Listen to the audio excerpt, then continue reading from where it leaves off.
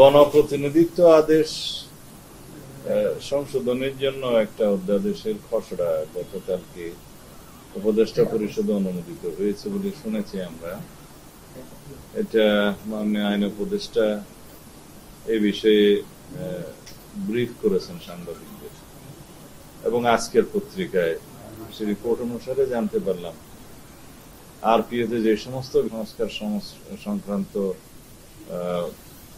কমিটিতে, সংস্কার কমিশনের সাথে আলোচনায় এর অনেকগুলোই দলগুলো সম্মত হয়েছিলাম আমরা, কিন্তু আচরণবিধি এবং আরপিওর যে খসড়াটা উত্থাপন করা হয়েছে আইন মন্ত্রণালয়ে নির্বাচন কমিশনের পক্ষ থেকে, সেখানে অনানুষ্ঠানিকভাবে আমার সাথে এবং হয়তো আরো অনেকের সাথে মাননীয় আইন উপদেষ্টার বৈঠক হয়েছে। আমরা আলোচনা করেছি দীর্ঘ সময় ধরে এই গণপ্রতিনিধিত্ব আদেশের এই একটি বিশেষ ধারা নিয়ে আলোচনায় তিনি সম্মত হয়েছিলেন এবং যৌক্তিক মনে করেছিলেন। ধারাটা হচ্ছে আগের বিধান আরপিওর 20 ধারার এক উপধারা। সেখানে জাতীয় সংসদ নির্বাচনে এক বা একাধিক প্রার্থী, কোন প্রার্থীর ক্ষেত্রে, প্রতীকের ক্ষেত্রে একাধিক দলের যারা নির্বাচন করবেন তারা নির্ধারিত দলের প্রতীক নিয়ে নির্বাচন করতে পারবেন। যখন কিছু সংখ্যক দল জোটভুক্ত হয়ে নির্বাচন করবেন সেই ক্ষেত্রে বিধান উল্লেখ ছিল হয় দলগুলো নিজেদের প্রতীকে নির্বাচন করবে অথবা জোটভুক্ত প্রতীক সমূহের মধ্যে সম্মত যে কোনো একটি প্রতীকে নির্বাচন করতে পারবে।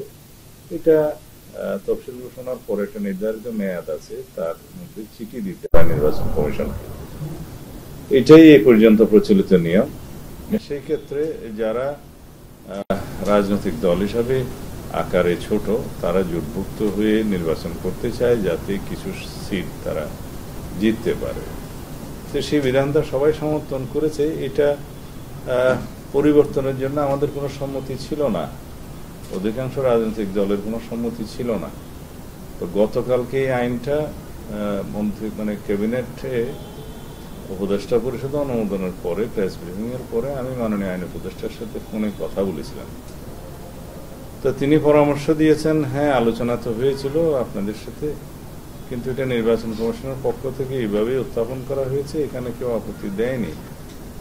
তা আমি বলেছিলাম যে আপনাদের সাথে আমাদের অনানুষ্ঠানিক আলোচনা হয়েছে, আপনারা সম্মত হওয়াতে আমরা আর এই বিষয়ে প্রেসেও কিছু বলি নাই বা নির্বাচন কমিশনের সাথেও এই বিষয়ে আর কোনো আলাপ আলোচনা করি নাই। কিছু কিছু দলের পক্ষ থেকে বিভিন্ন সময় প্রেসে বলা হয়েছে, আমরা আশ্বস্ত ছিলাম অনেকটা। কিন্তু এখন যেভাবে সংশোধনীটা ক্যাবিনেটে পাশ হয়েছে, কয়েকদিন পর অধ্যাদেশ আকারে পাশ হবে, সেটা হলে যারা জোটভুক্ত হয়ে নির্বাচন করতে চাইবেন, অনেক ছোট দলগুলো, এটা আমি কাউকে অসম্মান জানার জন্য ছোট দল বলছি না, এটা রাজনীতির মাঠে আকারে ছোট বড় অনেক দল থাকে যাদের জনসমর্থনের ভিত্তিতে এটা বলা হয়। তো তারা জোটভুক্ত হতে উৎসাহিত হবেন না, এবং সেটা তাদের সম্মতি নেই, আমাদেরও সম্মতি নেই। তো এটা একতরফা ভাবে নির্বাচন কমিশন থেকে এভাবে কেন উত্থাপন করা হলো জানি না। কারণ আচরণবিধি এবং আরপিওর বিষয়ে আমাদের কাছে খসড়া ইয়ের উপরে, অধ্যাদেশের খসড়ার উপরে মতামত চেয়েছিলেন। ব্যাংকিং চ্যানেলের মধ্য দিয়ে যদি রাজনৈতিক দলগুলো অনুদান নিয়ে থাকে তাহলে সেটার একটা ট্রান্সপারেন্সি থাকে এবং অডিট হতে পারে, এবং সেটা হিসাব নির্বাচন কমিশনে যাবে। তবে ক্ষুদ্র সংখ্যা প্রত্যেকটা যদি ব্যাংকিং চ্যানেলে যায় তাহলে অসুবিধা, সেই জন্য 50,000-এর উপরের সংখ্যাটা বলা হয়েছে। সেটা ঠিক আছে, ভবিষ্যতে যদি কোনোদিন টাকার অবমূল্যায়ন আরো হয় তখন হয়তো এই সংখ্যাটা আরো বৃদ্ধি করা হতে পারে, সেটা ভবিষ্যতে দেখা যাবে।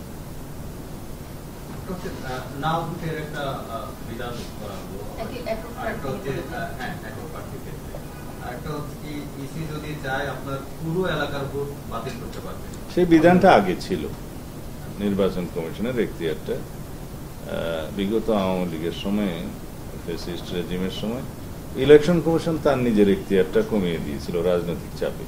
এই বিধানটা আগে ছিল, তবে এটা মিসইউজ যাতে না হয় সেটা দেখতে হবে। আর না ভোটের বিধানটার বিষয়ে মোটামুটি প্রত্যেক রাজনৈতিক দল একমত হয়েছে যে কোথাও যেন আনকন্টেস্টে কেউ না জিততে পারে, সেই জন্য সেখানে যদি একক প্রার্থী হয় কোনো কারণে, যদি ওই এলাকার ভোটাররা নার পক্ষে ভোট বেশি দেয়, তাহলে সে একক প্রার্থী আর নির্বাচিত হবে না, আবার নির্বাচন।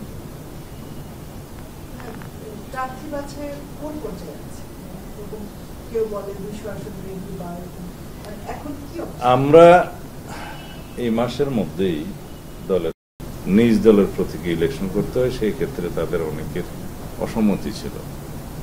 তো যদি জোটভুক্ত যে কোনো দলের বা বড় দলের প্রতীকে নির্বাচন করার বিধানটা যেটা আগে ছিল সেটা বহাল থাকলে আমার তো মনে হয় জাতীয় সংসদটা সমৃদ্ধ হবে।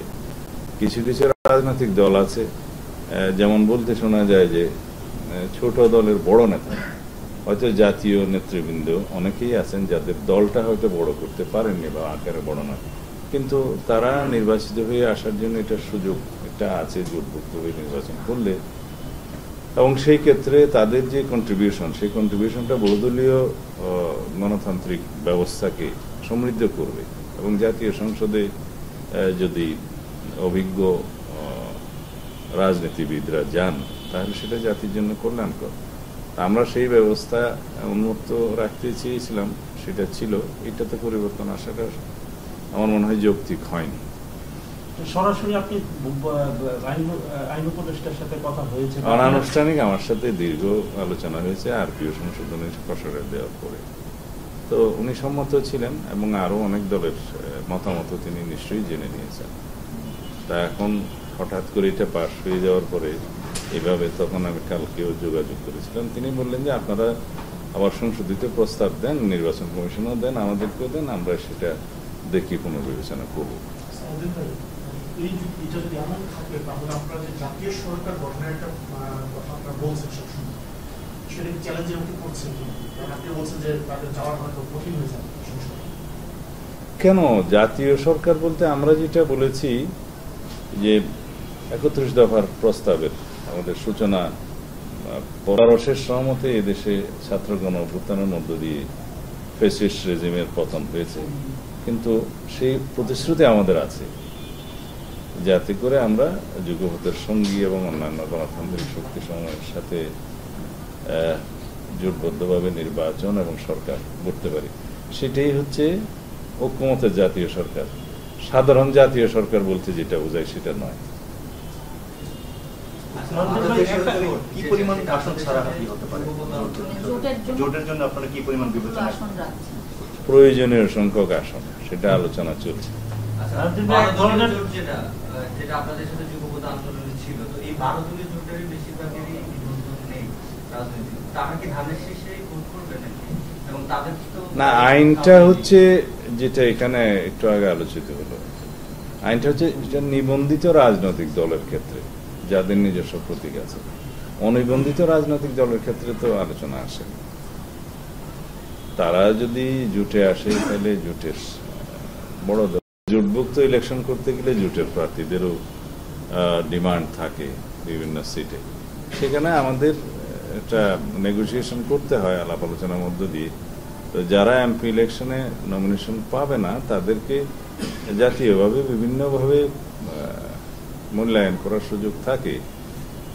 তো আল্লাহর রহমতে যদি জনগণ আমাদেরকে সমর্থন দেয়, সরকার গঠন করতে পারি, তাহলে পরে তাদেরকে মূল্যায়নের আরো একাধিক ব্যবস্থা থাকবে বিভিন্ন জায়গায়, দলে, সরকারে বা স্থানীয় সরকারের বিভিন্ন পর্যায়ে। সেটা আমরা ওইভাবেই সমাধান করার চেষ্টা করি। গ্রিন সিগন্যাল পাওয়ার কথা অনেকেই বলছেন, মানে এই বলার সংখ্যাটা অনেক বেশি, এটাকে আসলে আপনারা কিভাবে? গ্রিন সিগন্যাল এখনো সেভাবে ফরমালি দেওয়া হয়, সেটা কয়েকদিন পরে দেওয়া। যেটা সাক্ষাৎকার নেওয়া হচ্ছে, আমরা সাক্ষাৎকার নিচ্ছি কারণ আসন ভিত্তিক আমাদের একাধিক যোগ্য প্রার্থী আছে।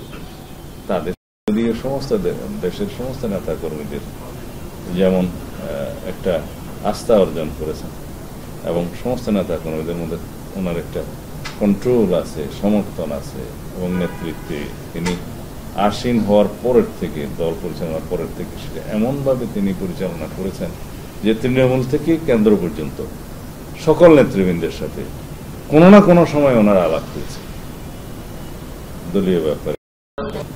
এনসিপির পক্ষ থেকে এনসিপির মাননীয় আহ্বায়ক জনাব নাহিদ ইসলাম একটি স্ট্যাটাস দিয়েছেন, সেখানে জামায়াত ইসলামী নীতি, আদর্শ এবং বিভিন্ন রাজনৈতিক কৌশল সম্পর্কে তিনি খোলামেলা বক্তব্য রেখেছেন। আমি পড়েছি সেটা, তাতে করে বাংলাদেশ জামায়াত ইসলামের পক্ষ থেকেও কিছু প্রতিক্রিয়া দেখানো হয়েছে। এটা রাজনীতিতে গণতান্ত্রিক চর্চা।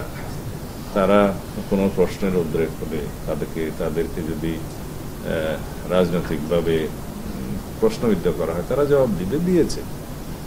আমাদের সাথে সেরকম কোনো কিছু হয়নি। আমার ব্যক্তিগতভাবে একটা বিষয়ে তিনি ক্ষমা চাইতে বলেছিলেন, সেই বিষয়ে আমি প্রেসে কথা বলেছি, আপনাদের সাথে কথা বলেছি। এগুলো রাজনৈতিক চর্চা, এইভাবেই তো আমরা রাজনৈতিক কালচারটাকে এগিয়ে নিয়ে যাব। তার সাথে আমাদের পক্ষ হওয়া বা বিপক্ষ হওয়ার কোনো বিষয় নেই। আমরা আসলে জানতে চাচ্ছিলাম যে ওনারা আপনাদের সাথে